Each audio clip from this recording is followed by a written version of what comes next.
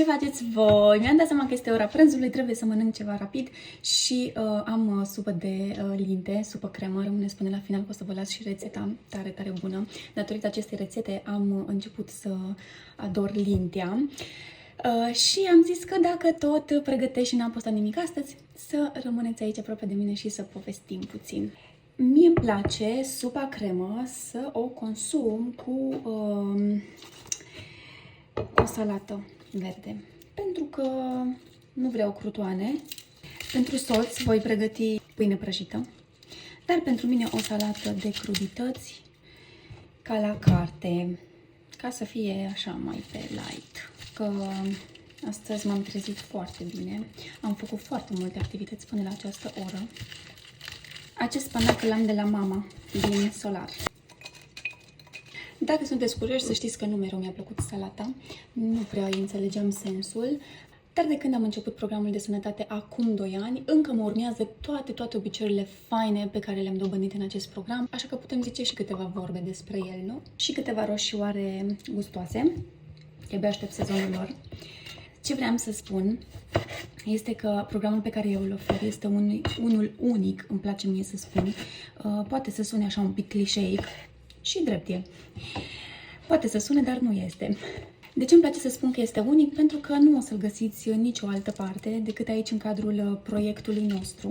Cu ajutorul lui, nu doar că ne curățăm organismul la nivel profund, dar ne ajutăm corpul să se reseteze, să activăm metabolismul, să echilibrăm corpul hormonal. Până la urmă, asta e cel mai important și de aceea sunt rezultate în proiectul nostru.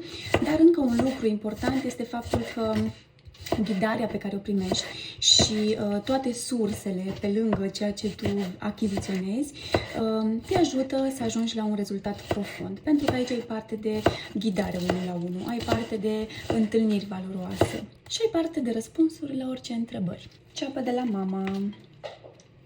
Am cam dat pe lângă cu video meu. Să folosim și un ardei, de fapt jumătate, că apoi e prea mult. Revenind la program, la final, fiecare clientă primește un program special de menținere pe care, dacă îl ține, își păstrează atât sănătatea și toate obiceiurile sănătoase pe care le-a dobândit în cadrul proiectului, cât și kilogramele, bineînțeles. Asta este frumusețea. Practic, programul nu este așa o cutie magică care să ne ducă pe noi la un rezultat. Nu. În cadrul tot acestui proiect învățăm cum să combinăm corect alimentele, astfel încât pe viață să putem dobândi un stil de viață sănătos. Deja arată foarte bine, nu? Nu știu dacă știați despre mine, dar sunt o măslinară convinsă.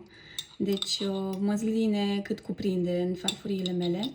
Și nu o să mai pun ulei peste salată, pentru că deja aceste măsline au deja ulei și nu mai e nevoie să pun peste salată. Îmi găsesc crâșnița de sare. Soțul meu a strâns aseară bucătăria, deci ce mai probabil a pus-o undeva unde nu era locul ei. E foarte bine să începem masa cu fibre, cu salată, ca să pregătim corpul de digestie, mai ales dacă urmează ceva mai bomba. Dacă mi-ai fi spus acum 2 ani că eu voi mânca cu alta poftă salată, aș fi spus că nu e adevărat. Ce poate face un program bine ghidat dintr-un om? Care își dorește, bineînțeles. Bun, e timpul să ne oprim din ciugulit și să punem supa crema pe care am încălzit-o. Ok, dacă aici la supă doriți mai multă șmecherie, putem pune roșii uscate deasupra și nuci. Soțul meu adoră supa mai groasă, dar eu mai pun tot timpul puțină apă în ea, că vreau să fie mai subțire. Tăiem roșia uscată cu bulețe. Punem și niște nuci.